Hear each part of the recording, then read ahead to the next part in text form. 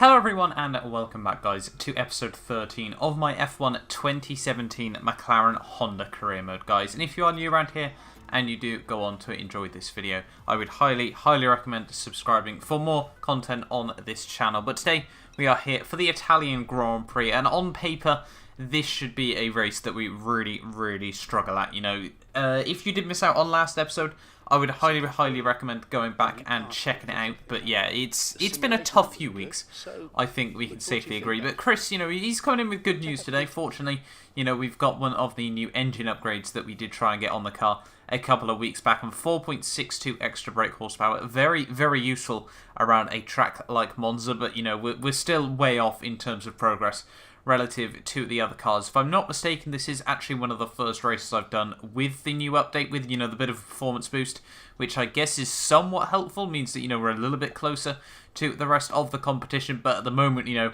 it's not looking strong, and the main thing we need to be doing throughout the rest of Season 1 is just trying to bag as many R&D points as we possibly can. So let's move into free practice. This is, you know, what we're trying to do over, you know, between now and the end of the season. We just need to try and take every opportunity we possibly can to bag more and more R&D points in these Grand Prix. So purple score on the track acclimatization as we move into the Italian Grand Prix, and also green on the fuel saving there, unfortunately, where we're trying to use all the old engine parts. Not able to make many more, you know, strategies work out for myself. You know, things like the qualifying simulation run of things, just no chance of getting the highest scores, as you know, we really need to try and save the engines for qualifying and a race day there. But getting 100 R&D points from that session, and now Emma's coming over to us with a new rival throughout, you know, these next few races of this season. Make sure you outperform them, okay?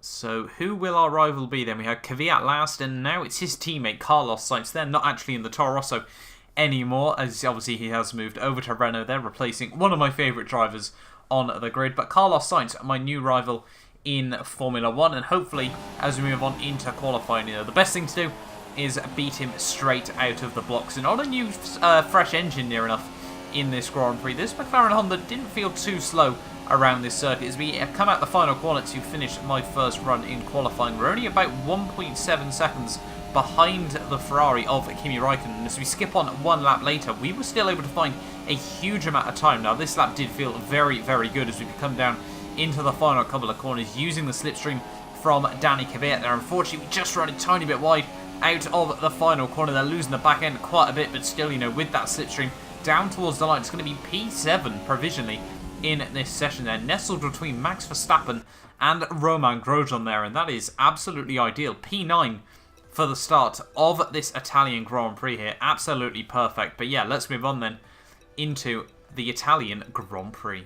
With a look at the starting grid, Lewis Hamilton lines up on pole position, and Valtteri Bottas will line up alongside. Looking down the rest of the grid, we have Vettel, Raikkonen, Sergio Perez and Ricciardo, Ocon, Verstappen, a McLaren and Romain Grosjean, Hülkenberg, Massa, Carlos Sainz and Kvyat, Magnussen, Palmer, Lance Stroll and Stoffel van Dorn, Wehrlein and Marcus Ericsson rounds off the grid.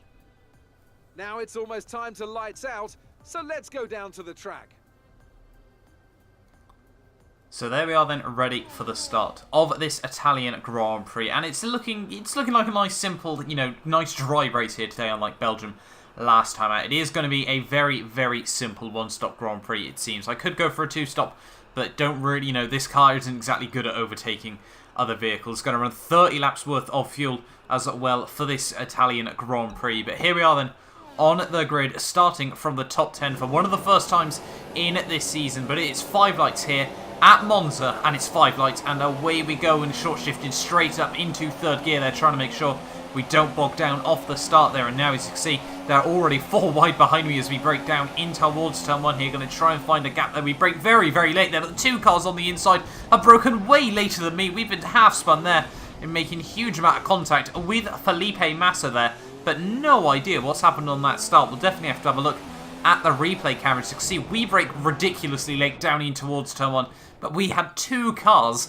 down my inside there, nearly 5 wide into turn 1 there. We have the Toro Rossos 4 wide behind me there, nearly 5 wide as you can see, with the Red Bull and the Force India on the outside, the Haas and the Williams on the inside there. Felipe Massa all over the curb, so that is a corner cut, as well as the Renault. I think this is of Nico Hulkenberg there, and that has been an absolute car park at turn 1 there. You can see about 12 cars off at the start there, just all caught and basically stopped down at turn 1 there. Somehow, we just about were able to get out of that near enough unscathed there. I don't actually think we got any front wing damage there, because we just get half spun there, and there were so many cars behind me, it sort of helped us keep a little bit of momentum there. And somehow, out of all of that carnage at turn 1, we as I said, we've come out unscathed, and we've somehow also made up positions off the start of this Grand Prix here. As you can see, losing the back end absolutely massively there, but we're up to P7 already in this Grand Prix. Felipe Massa's obviously had a very, very good start there as well. Max Verstappen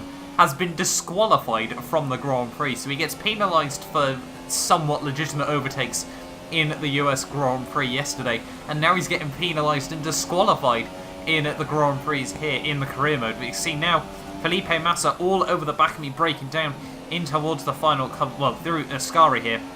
And now, as you can see, hopefully, we can try and defend from him as much as possible. But now, just one lap later, Felipe Massa going to absolutely fly past me, breaking down in towards the final couple of corners here. Lewis Hamilton sets the fastest lap of the Grand Prix. Massa dives down the inside through the final corner there, Parabolica. And now we've got Esteban Ocon also trying to have a look past me here, down in towards turn 1. He will have the slipstream. No DRS just of yet. The DRS has now been enabled here, but now down in towards turn 1. We're going to get boxed in just a bit there. Try and brake nice and late. Ocon completely wallops the curb on the inside there. Runs a little bit wide back out into me there, but we do hold on for now on to P8 of this Grand Prix here. But I'm sure, with Ocon with a Mercedes power unit, there's going to be nothing we could do for particularly long in this Grand Prix. As now Ocon, he thinks about going for a move down the inside in towards the second chicane. They're not going to be able to make any opportunities open for himself there, as we get quite a nice run through the chicane. They're losing the back end ever so slightly on the exit, and now, as you can see, skipping on just a couple of corners later. And now Ocon, with the DRS now, this is going to be the prime opportunity for him. No real competition down this straight, this McLaren Honda. Although, obviously, I felt quite good on one lap pace, just in terms of fighting with other cars. I was not really going to be able to do much.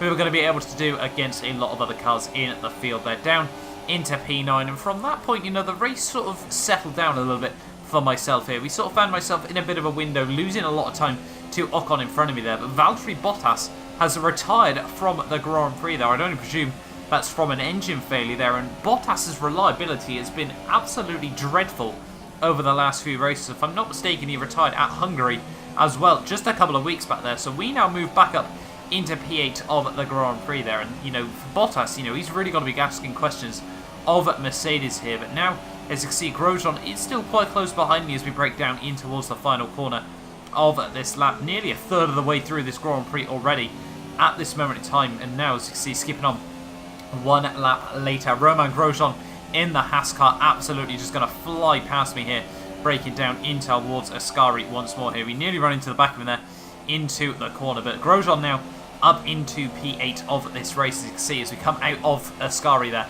He is just going to absolutely pull away from me, even though we were in the slipstream. But one lap later, once again, and we are now opting to make our first and only pit stop of this Grand Prix. Lap 8, quite early on to be making, your first strategy call if we're going for a one-stop in this race. But, we really need to try and go for a bit of an alternate strategy here. Hope that it does pay off for myself here. So now we've got to make sure we get the car slowed down nice and early into the pit lane there. Just about get the car slowed down just before the line there, quick but careful, I think was the right way to describe it there. And now we're going to move on to a set of the medium tyres, hoping that should last me right through to the very end of the Grand Prix. Tyre wear on this first set of softs wasn't looking too reassuring there, but as we come now down towards the end of the pit lane, the main thing is, have a bit of clear air and just try and get a few laps in by myself here. As you can see, coming out in P16 there, just ahead of Lance Stroll here, and just behind Verline, Ericsson and my teammate Van Dorn in the Grand Prix, getting a nice double lock-up down in towards turn 1. Really not what we needed to kick off this stint of the Grand Prix. But now, as you can see, skipping on to the end of lap 9 here, and Romain Grosjean has actually opted to dive into the pits as well there, so he's clearly quite worried the fact that I was going to try and undercut him in this Grand Prix. As you can see now, he does exit the pit lane out, still ahead of me at this moment in time here. So Grosjean, he's saved himself there just a bit in this race. But as we break it down into the first chicane here, I'm not willing to give up on this position just of yet. Make sure we get the power down nice and early on the exit of the corner as we now skip on to the end of lap 10 here. We were able to keep nicely in the slipstream all the way around this lap here, and now down in towards turn 1 with the DRS here. We're going to go for a Ricciardo S dive bomb very, very far back, just about get the car slowed down on the apex of the corner there. Ricciardo, as I said, be very, very happy with that move. Grosjean will be, well, he'll already be onto the FIA about that before it even happened. But yeah, now up into P15 of a Grand Prix there, and you know, now we're starting to get a bit more confidence in on this set of mediums. Just, you know, that dive bomb really does prove that there is still quite a lot of grip on this set of tyres as we come through the second chicane there. And now we're closing in on Rixon and my teammate, Pascal Wehrlein. I meant Stoffel Van Dorn there. Rixon loses the back end massively through Ascari there, so we're just going to be able to move straight past him in this Grand Prix there. And next up on my hit list will be my teammate Stoffel Van Dorn here, as now we skip on to lap 12 of this Grand Prix, nearly halfway through. And as you can see, we've already obviously made up one whole pit stop's advantage over my teammate Van Dorn there. He is really, really struggling for pace so far in this career, but we try and go around the outside of him there, and he actually makes a bit of contact with me. Not really too sure what that was all about from my teammate Van Dorn. I don't know if he, you know, intended to give me the room on the inside into the corner there, but whatever happened there, he has cost me a little bit of time there, and you know, not really ideal for the team relationship there as we come through the next couple of corners though. You know, nothing I'm going to really worry about too much in this Grand Prix as we now skip on it just a few laps later. And now, as you can see, on to lap 17 of the Grand Prix. The race sort of simmered down for myself once more a bit here. You know, we played a bit of an interesting strategy call over a lot of the other drivers. Most of the drivers in the top 10 were probably going to go for a two-stop Grand Prix here. And now, as you can see, Jolyon Palmer, who was right behind me there, does dive into the pit lane here. And over these next couple of laps, we just need to try and make up as many places as we possibly can from drivers around me pitting and really sort of see where we have set ourselves up for the final few laps of this Grand Prix here. Making a huge mistake through turn 1 there, and now trying to get the power out. We lose the back end absolutely massively there. Somehow keep the car facing the right direction, but we do hold on to P8 as of now in this Grand Prix. And now, as we can see, skipping on to the end of lap 18 there, as you can see, Carlos Sainz now has dived into the pit lane as well. He's now up into P7 of the Grand Prix. He moves on to a set of the super soft tyres there, but he's going to get swallowed down the order just that bit more. And now, a couple of laps later here, Felipe Massa is also going to be diving it down into the pit lane here, and this was a little bit more of a worry for myself. Felipe Massa onto a set of the super soft tyres himself here, and now, you know, if he doesn't come out too far behind me, 7 laps to go of this Grand Prix, we're on a very, very worn set of tyres here. He could still potentially hassle me right at the very end. Grosjean, you know, he was keeping close as well, you know, if we did make a couple of big mistakes here. But now, as you can see, skipping on, and, you know, Felipe Massa sort of came in just in that little pack of cars, so hopefully, you know, they can sort of hold each other up. And by lap 24, down at this long back straight here, you can see we're under P6 of the Grand Prix here. And although Felipe Massa was now able to move past Nico Hulkenberg for P7 in the Grand Prix, it was looking like for him it was going to be too little too late in this Grand Prix as we lose the back end ever so slightly through Ascari there. So as we now skip on towards the final lap of the Grand Prix here, Lewis Hamilton is going to come through to win this race. Felipe Massa still able to close up quite a bit on myself through these last couple of laps, but down in towards the final corner, we are finally going to score points. And if I'm not mistaken, this is the first time since Monaco that we're going to be able to come through P6 in the Grand Prix there. 8 very, very well-deserved points. So, you know, that was exactly the race we did need there. As I said, last time we scored was Monaco over 7 races ago. So to be able to take home 8 solid points there at the end of that Grand Prix, very, very happy with that result. We sort of got a bit lucky there where we had obviously Bottas, Verstappen and Sergio Perez actually all retiring from the Grand Prix, which probably 3 drivers that should have outfinished me there. But, you know, sometimes races of attrition, you know, just try and keep it clean, keep the race to yourself, and it really did work out well for myself at the end of that Grand Prix. But as I said, Lewis Hamilton further extends his championship lead at the top, you know, another extra 7 points over Sebastian Vettel after that Grand Prix there. So, you know, Lewis Hamilton doing exactly what he needs there. As you can see, Esteban Ocon, P5 there, having a very, very good result for him. I think that's actually equal to his career best there.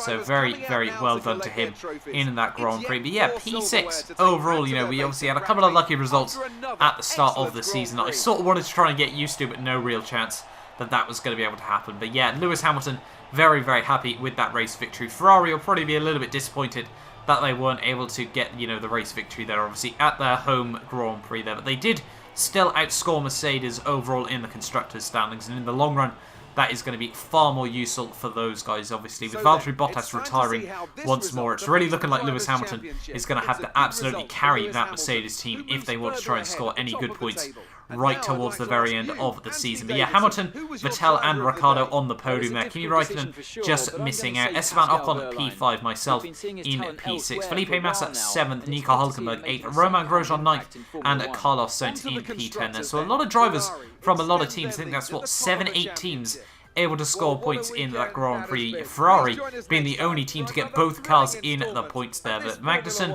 Kvyat, Palmer, Verline, Lance Stroll, Ericsson, and Van Dorn all missed out on points. Van Dorn, their last of the finishes in that Grand Prix. But Perez, Bottas, and Verstappen all not making it through to the very end there. But having a look then over at the drivers' standings, not really too much change. Esteban Ocon able to jump Romain Grosjean there, 4th P9 overall in the standings. And we're closing up on those guys at the moment. Potentially, a top 10 overall in the championship order would be very, very happy if you do ask me. But you can see we've got a little bit of a gap to Sainz and Kvyat behind me there, and having a little flick over to the constructors' standings. Pascal Wehrlein, actually the only driver left to not have scored points in this career mode. But yeah, having a look at the constructors, we are right now behind Toro Rosso after that very, very good points haul there. P6 overall, I think, is definitely still on in this championship. But hopefully, you guys have enjoyed this video. Do not forget to like, subscribe if you want to see more of my F1 2017 McLaren